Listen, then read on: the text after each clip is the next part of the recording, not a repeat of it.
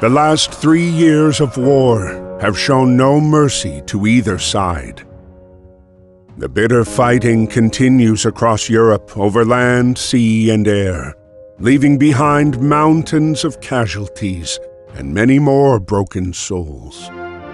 The United States till now had remained neutral, but the mounting economic pressure and the return of Germany to unrestricted submarine warfare finally awakes the sleeping giant. On April 6, 1917, the United States declares war on Germany. Within months of the declaration, the U.S. Army launched the first universal draft. And despite enduring segregation in their own country, over 360,000 African Americans enlist, eager to show their patriotism, in hopes of returning home as heroes. James is one of these men.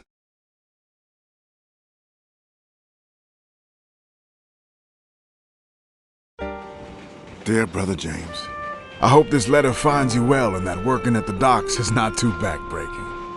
It's good to receive news from you and from home. Keeps my mind off of the war. We wallow in the trenches, in the mud among the rats and the dead bodies, afraid that if we stand tall, we might catch a bullet. But if you take anything from my letter, I want it to be this. Do whatever you can to stay away from this madness. You followed me everywhere when we were kids. But please, don't follow me here, James. There is nothing here but misery and death. Be safe and stay home. Freddie.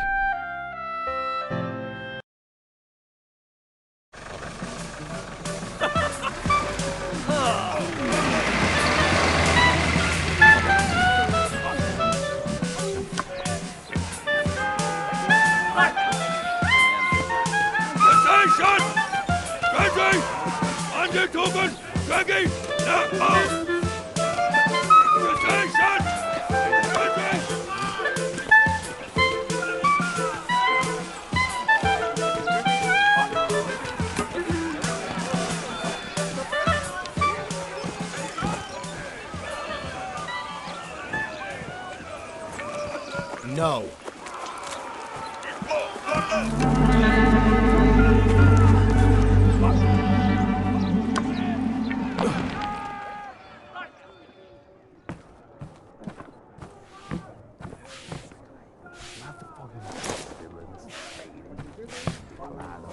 Up, up, up!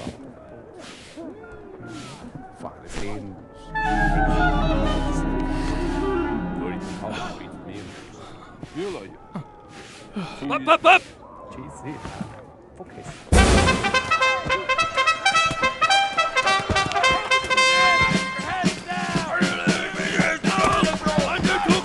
Barrel there!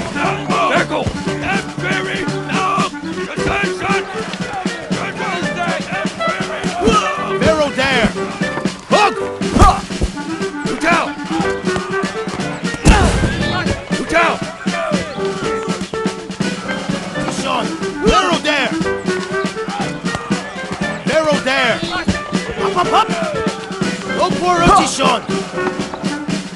Barrel there! Up, up, up! Look out!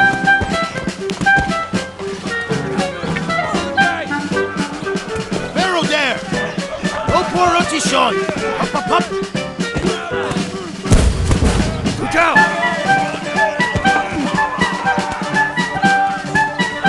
Hook! Tap, tap.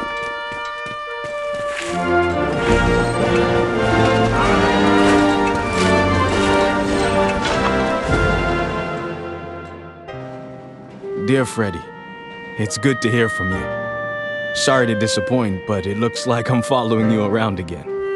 I've already enlisted with the 15th New York National Guard Regiment, or the old 15th, as they call us. We're done with our training and on our way to the front. We'll sail from New York to France. We're on our way to help you win the war. But don't you worry about me. I can take care of myself just fine. Your little brother, James. April 9th, 1917, Vimy Ridge. This geographic stronghold, held by the Germans since the early days of the war, remained impenetrable. In the latest attempt to break through the German defenses, ground forces were ordered to team up with the British Royal Flying Corps.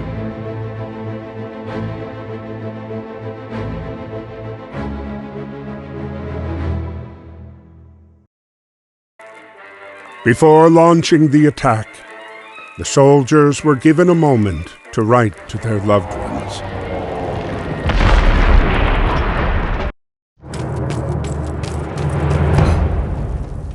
Aim.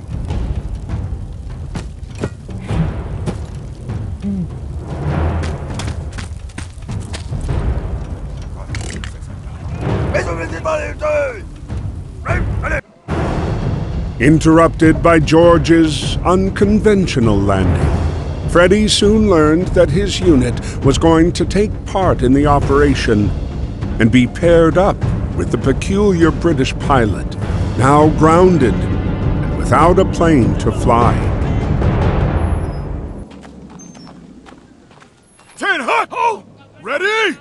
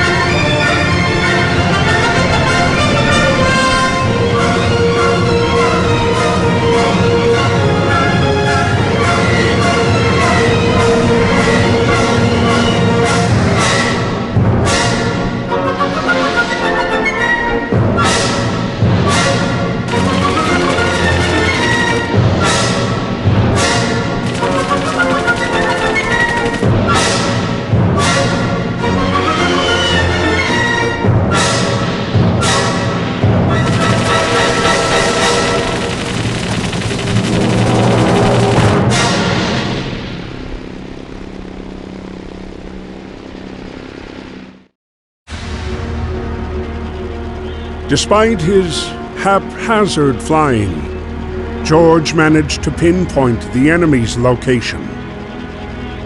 He relayed the information to Freddy, who then launched the strike on the enemy cannons. But despite the triumph of reclaiming Vimy Ridge after 3 long years, their victory was marred by the dead bodies strewn across the hillside.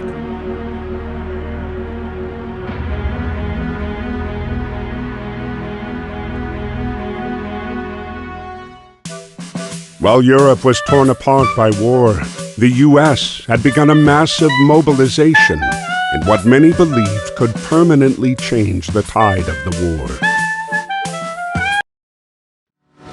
Aboard the USS Pocahontas was a racially segregated unit. The old 15th, made up almost entirely of African American soldiers. These men were sailing to Europe, ready to put their lives on the line, to prove their love for a country that didn't always love them back. Dear Freddy, we're on our way to France. This is our first night at sea. But don't worry, me and the boys are ready.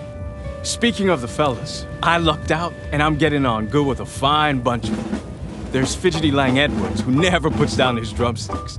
Jack Harris, our medic from Chicago. Joey Brass is from Harlem and plays a mean banjo. And Chef Caldwell is always cooking up stuff for us. We just have to make sure to get served before B.B. Johnson. Great guy, but he can really put it away. Well, I gotta go now. Practice is about to start and there's no jazz band without a clarinet. Stay safe. We'll see each other soon. Your brother, James.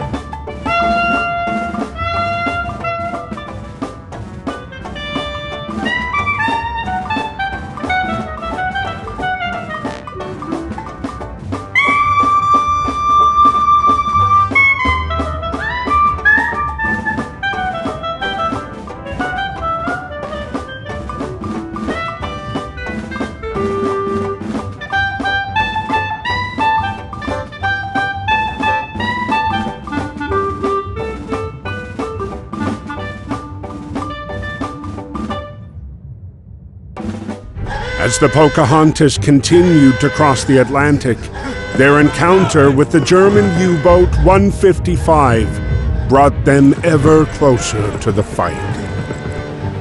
Entering the battlegrounds of the war, their ship was spotted by Ernst.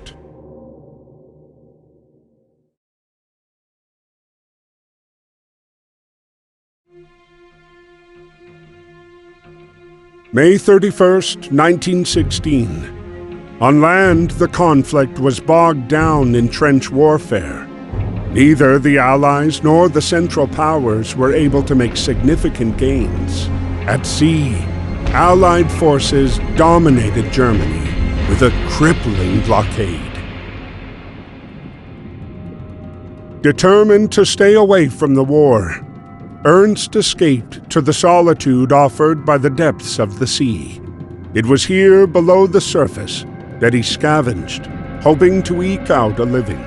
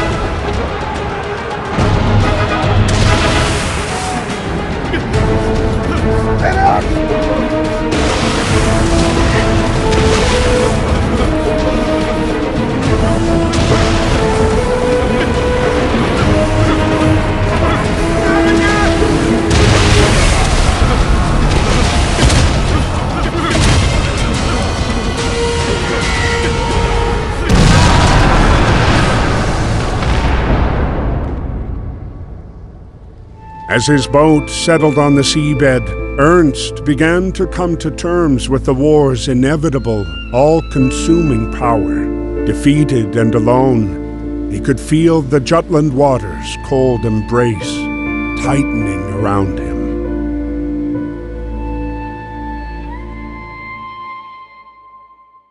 Stranded for hours in the aftermath of the Battle of Jutland, Ernst was starting to feel his grip slip away.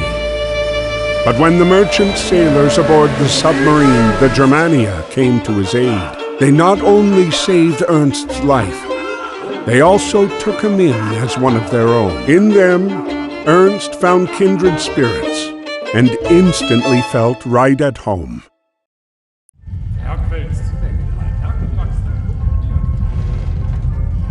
But even at home, you have to carry your weight.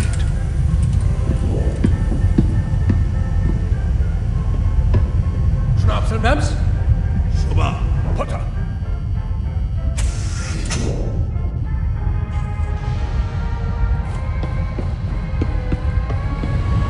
In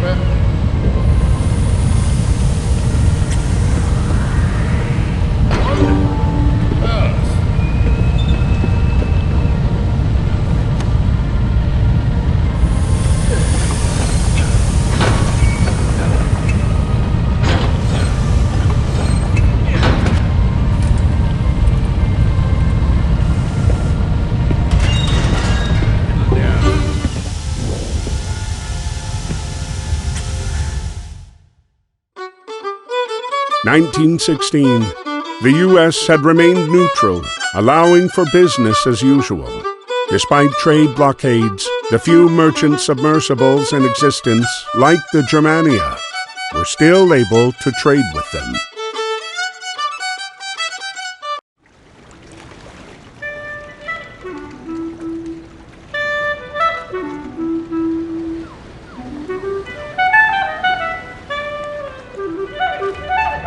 James, who was working the Baltimore docks at the time, was surprised to see the submarine pull into port.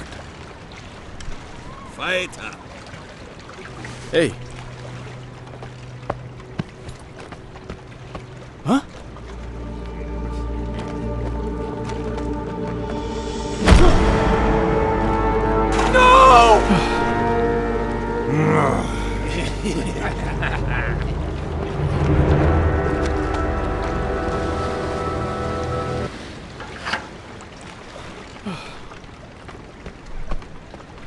Wait this!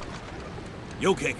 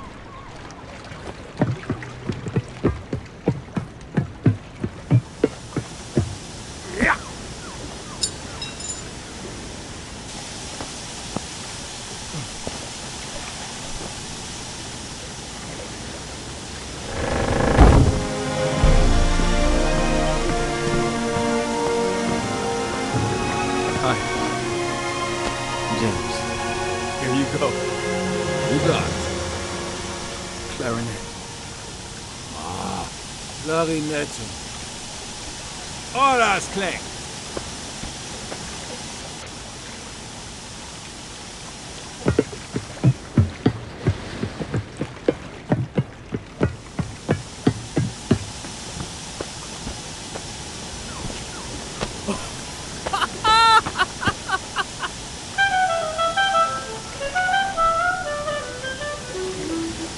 Holiday Musiker. Yes.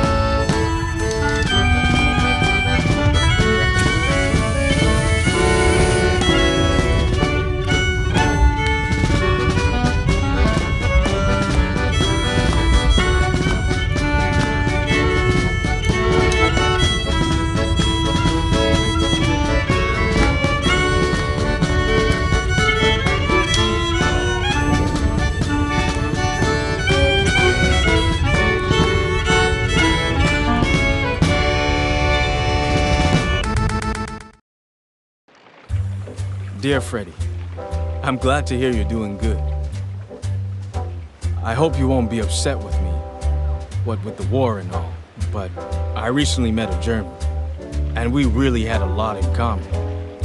It turns out Ernst is a damn good musician. I'm proud to say he's become a friend. We promised each other that when this war is over, me and Ernst will play together again. I intend to keep that promise. Your brother, James. The Germania's voyage was a commercial success, and her crew returned eager for their next trade. But their triumphant return was interrupted by the German Imperial Navy. As the sole German national aboard, Ernst was conscripted to fight. The submarine, too.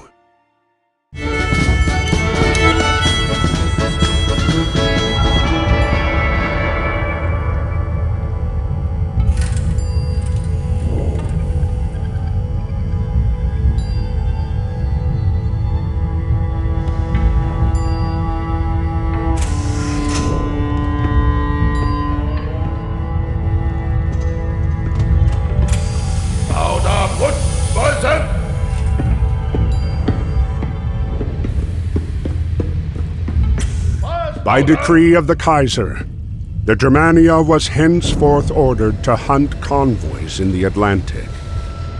Ernst was faced with a grim choice: torpedo the Pocahontas and kill his friend, or disobey a superior's direct order and risk being put to death. He had chosen to save his friend, but knew it would only be a matter of time before he was ordered to kill again.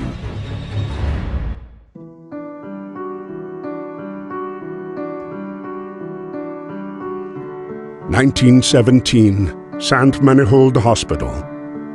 Doctors and nurses alike tried in earnest to patch up swarms of broken bodies and wounded psyches. Anna, the Belgian nurse, battled every day against the war to save soldiers.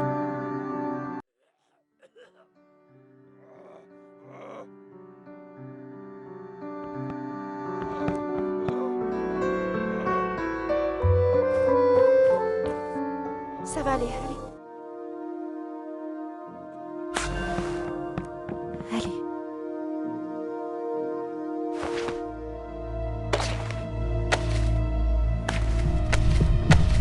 Dieu vous bénisse.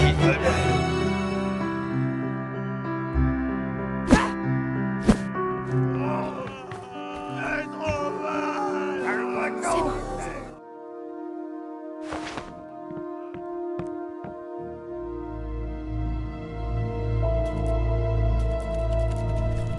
Allez. Voilà. Pas mieux. Si bas, ma bien. Ça va aller, allez.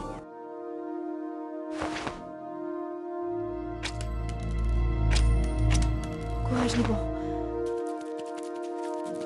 Voilà. Allez.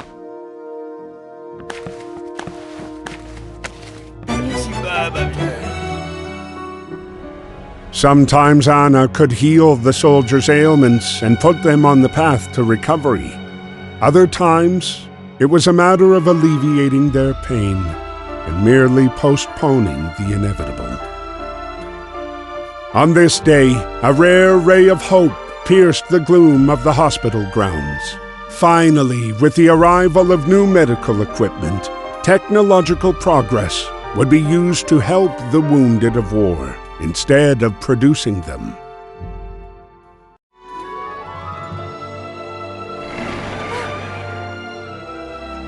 Surprised to see her dear friend again, Anna handled each of the wounded soldiers with care. She couldn't wait to speak with Freddy and catch up on old times.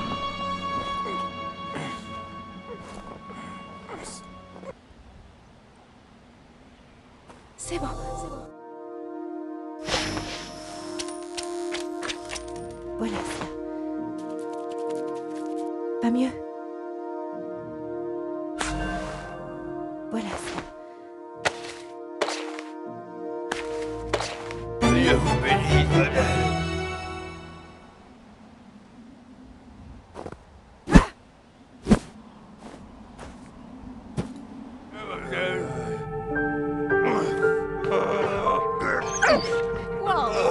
Oui, bon chien.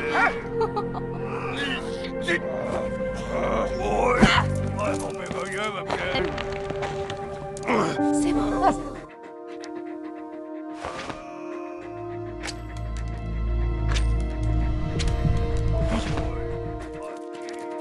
Voilà, bien.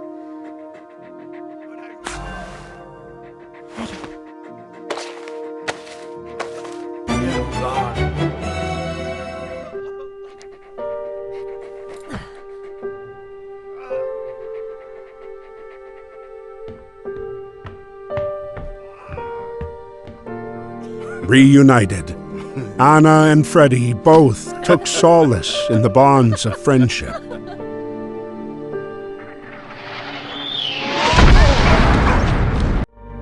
Hearing the bombs fall, Anna knew they had struck the heart of a populated civilian area.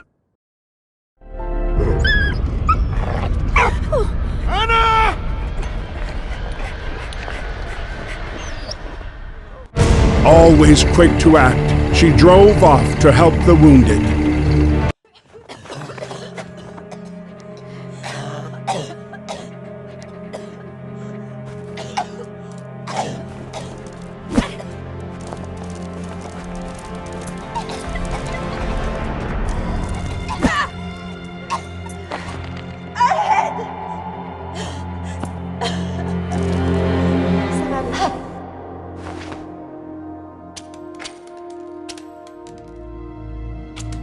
Courage, Nebo. Pas mieux. Voilà. Oh, merci.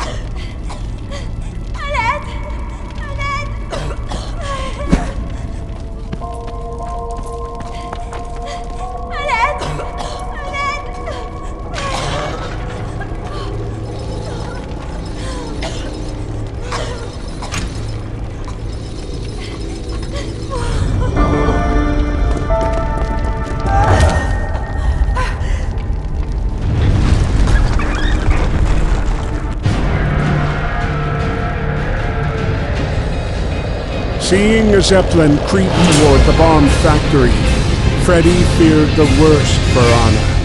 He hopped on his motorbike and raced to join it.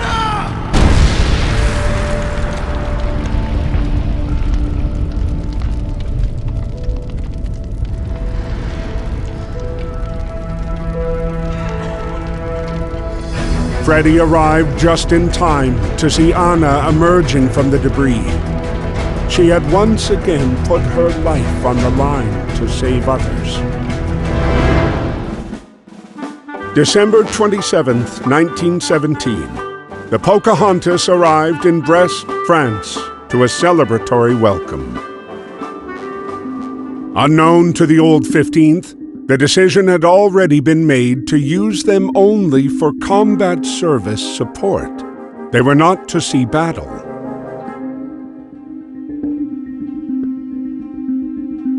Desperate for soldiers to fight, the French pushed hard for the newly arrived 15th to join them on the battlefield. They were eventually successful.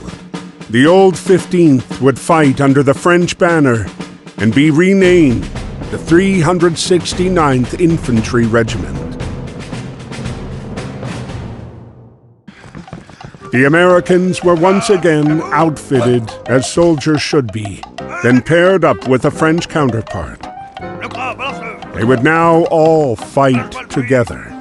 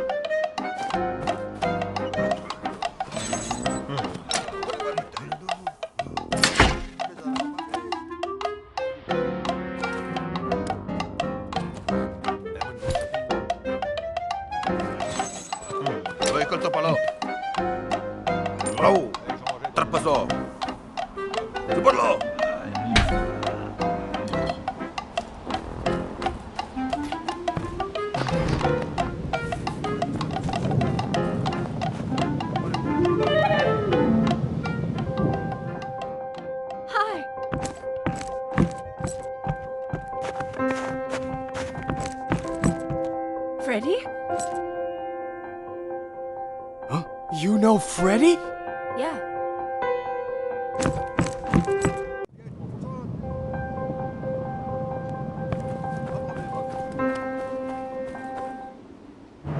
For James and Freddie, the long-awaited reunion was a powerful reminder that neither time nor distance can erode the extraordinary bond of brotherhood.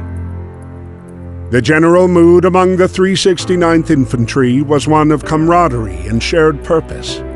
Anna, joining them for a last meal before heading back to Vimy, was finding it particularly hard to say goodbye to Freddie. Allez, continue. Feu.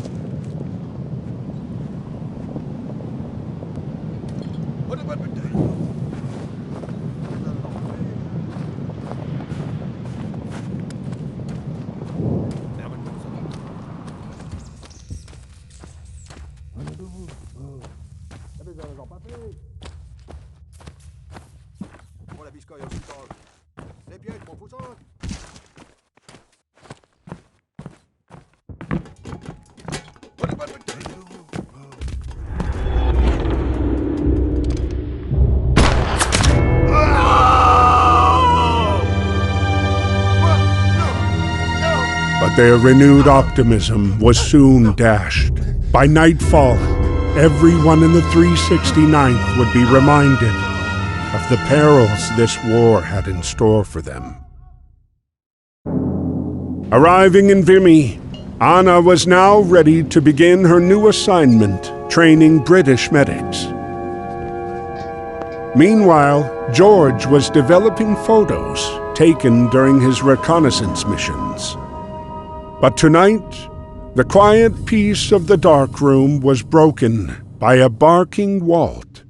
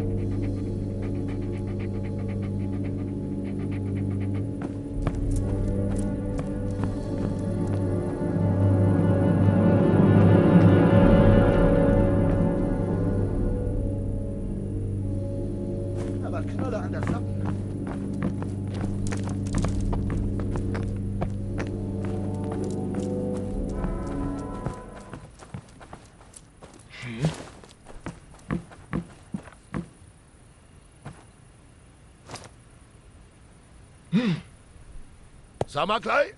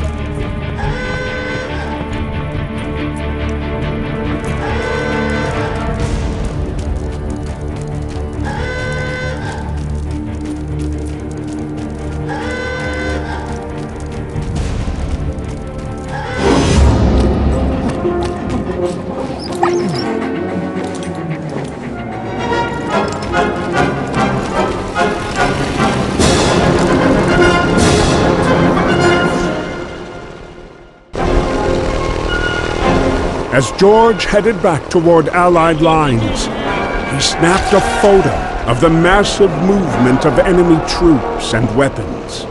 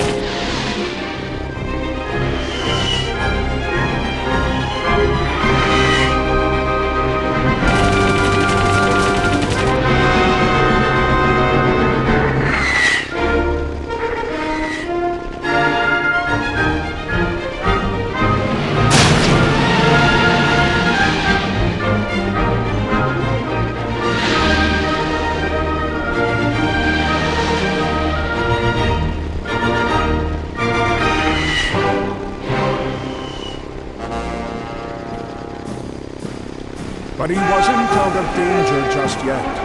Seeing his German plane, Allied forces started opening fire.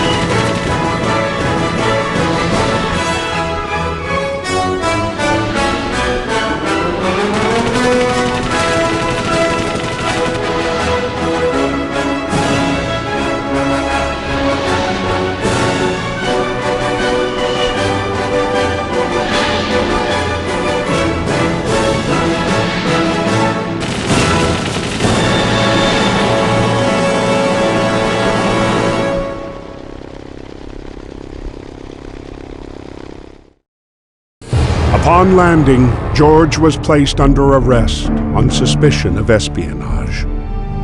Fortunately, he was able to back up his story with proof. Spring 1918. With the Brest-Litovsk peace treaty signed, German fighting on the Eastern Front came to an end, freeing up troops for advancement to the Western Front. A series of offensives were launched, pushing the Allied lines to the breaking point. The last of these offensives was launched near Saint-Menehould. For James and the 369th, the long-awaited opportunity to prove themselves had finally come.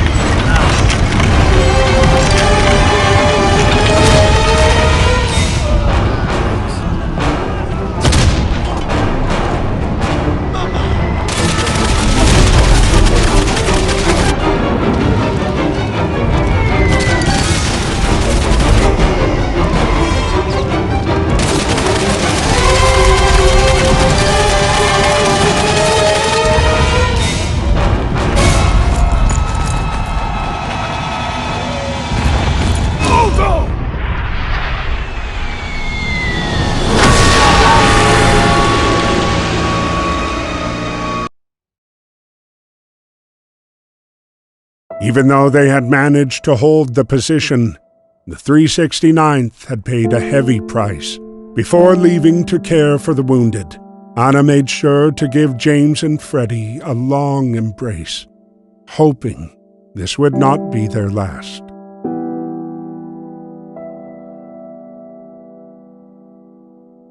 After a dreadful night fighting to stay alive, James and Freddie were blinded by the camera flash. Impressed by the troops' accomplishments, the American press gave them the nickname Harlem Hellfighters. Their brand of music was all the rage, earning them an invitation to perform in Paris.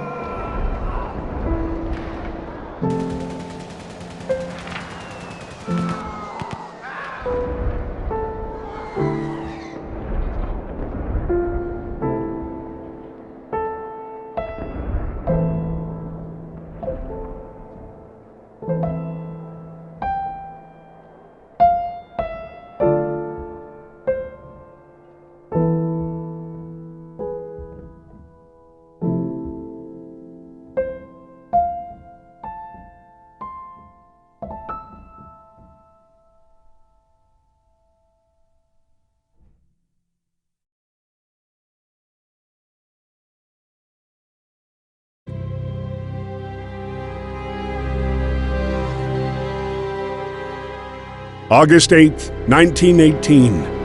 On land, Germany endured its darkest day of war. Knowing the Kaiser's demand for victory was unattainable, the German officers pressed forward, fighting for more advantageous positions at sea, in the hope of gaining leverage for negotiating a truce. Following a series of revolts by their troops, German command ordered naval captains to tighten their grip on sailors and quash any stirrings of mutiny at sea.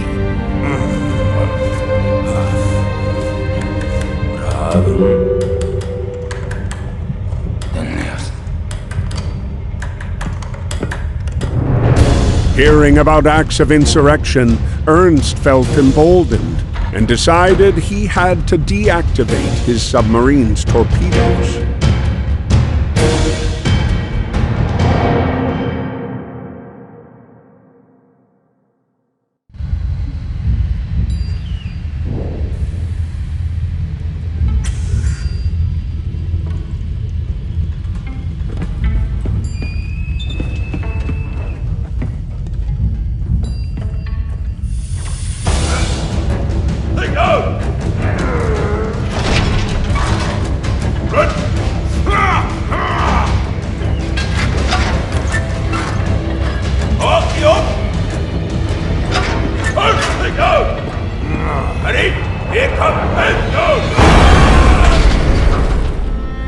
While Ernst was happy to be alive, he again found himself in the crossfire of war and his freedom taken away.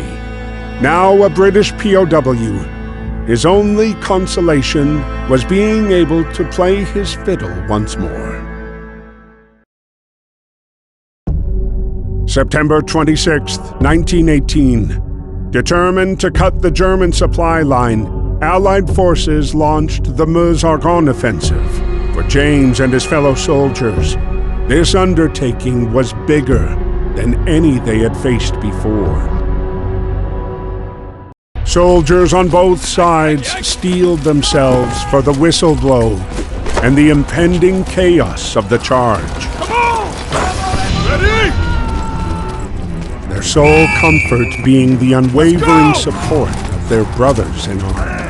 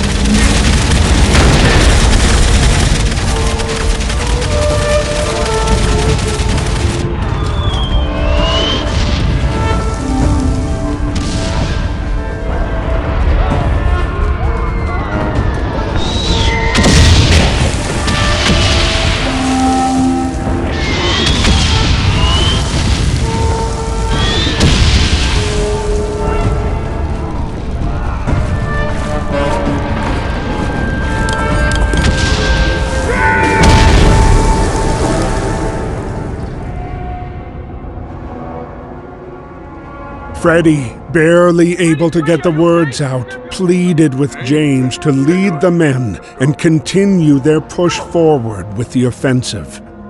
Reluctant to leave him behind, James complied.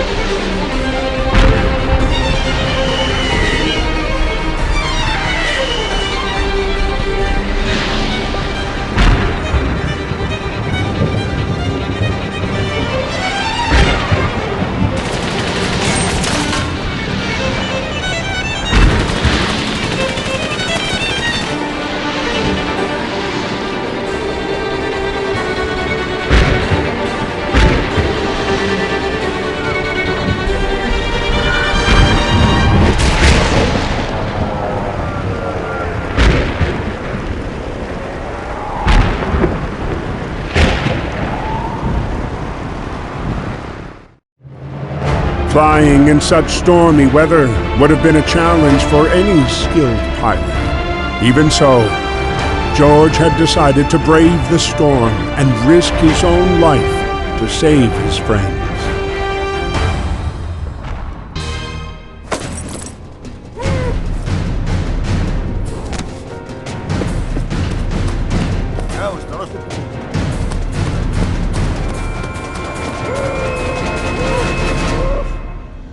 To see her dear Freddie suffering, Anna quickly got to work. Stay with me, you're gonna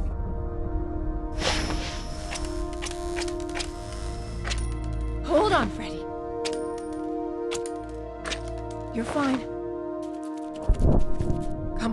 Come on, stay with me. You're fine. Stay with me. You're all right. Tiens bon. Stay with me. Wonderful. After 4 long years, Freddie's injuries had ended his fight. Always the one to protect others, he would now be the one in need of care on the slow road to recovery. Despite his wounds, he remained in good spirits thanks to Anna by his side every step of the way. With Freddie out of commission, James took over as squad leader. For the Harlem Hellfighters, the experience on the ground remained brutal, and the memory of their fallen friends ever present.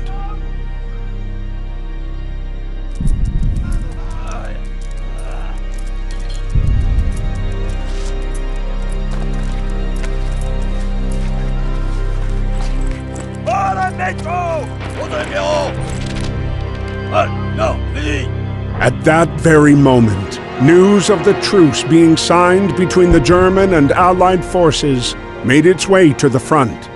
Anna was sent to relay the good news without delay.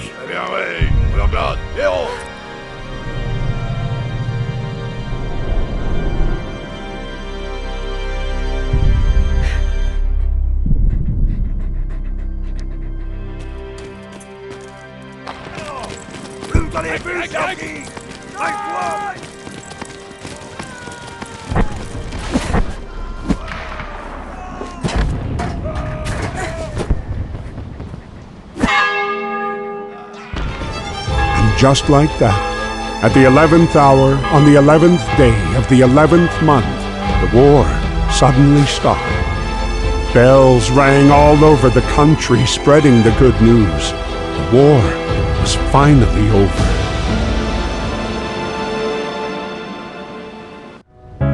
Seeking a new life far from the devastation of Europe, Anna and Freddie set off to make a home in the United States. Pending the outcome of the Treaty of Versailles, Ernst was still being held captive in France as a POW, forced to do hard labor. Thanks to George's flying and active valor, the RAF accepted him as one of their own.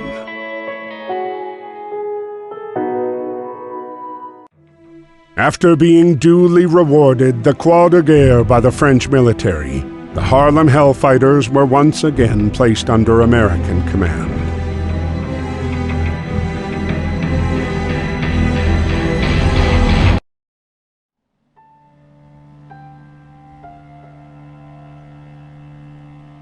And while the Harlem Hellfighters prepared to return home, James and Lang Edwards volunteered to help the Service of Supply clean up the battlefield.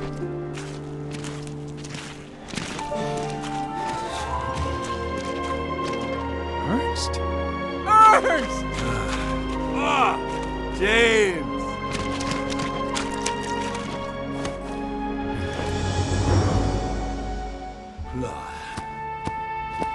Hey, regarde, Léon!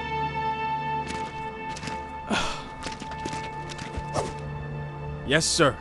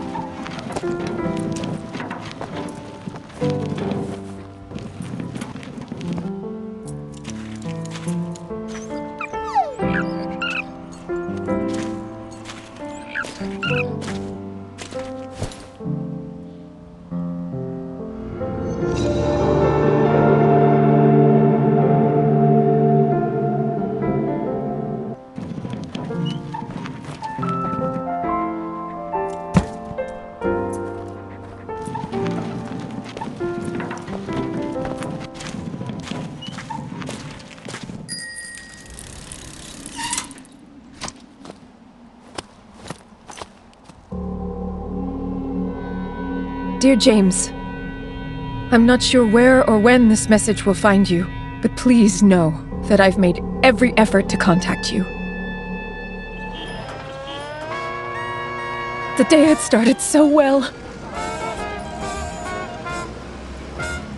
We were on our way to buy furniture for our home.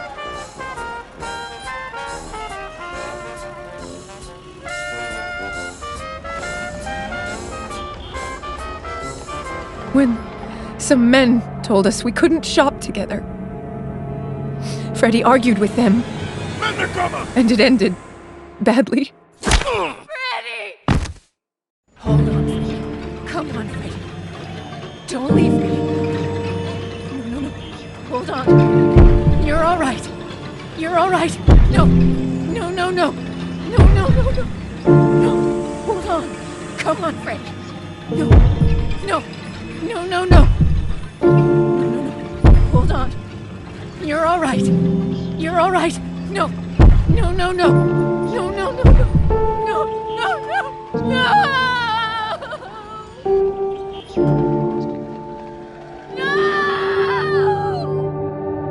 I couldn't save him. No. Freddie! No! I'm including the letter he intended to mail you. I'm sorry to share this horrible news. Your friend, Anna. Dear James, I hope you're doing fine. I can't wait for you to come back home, and I bet you're feeling the same way. I'm sure you're keeping everyone in good cheer with those sweet melodies you play on your clarinet. I never imagined romance would come back into my life, especially during a war. But Anna and I are both enjoying a fresh start. None of this would have been possible without you. Your optimism and infectious spirit brought me back to life. It's also been such a joy to see you mature into the man you've become today. I'm so incredibly proud of you. With all that you've accomplished, I know now there are better days for us, for people who look like you and me. I'm certain that the future you and so many others fought for will become a reality. P.S. I hear there's going to be a parade in honor of those who served during the war. You should be home by then, and I will be right by your side. See you soon, little brother. Freddie.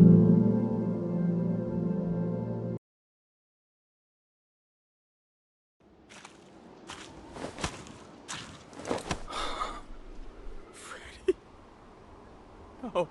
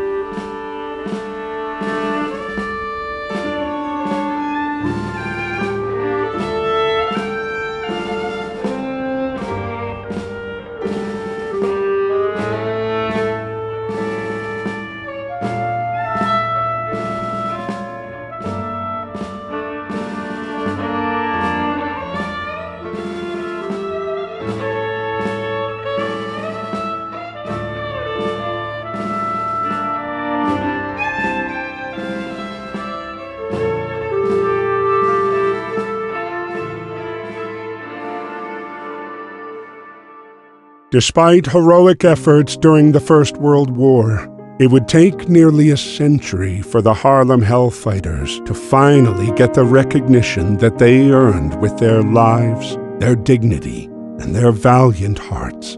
And like so many other people dragged into this war on all sides, we should honor both the remembered and the forgotten, whose lives were indelibly altered, ruined, and far too often lost in the machinery and fate of the Great War.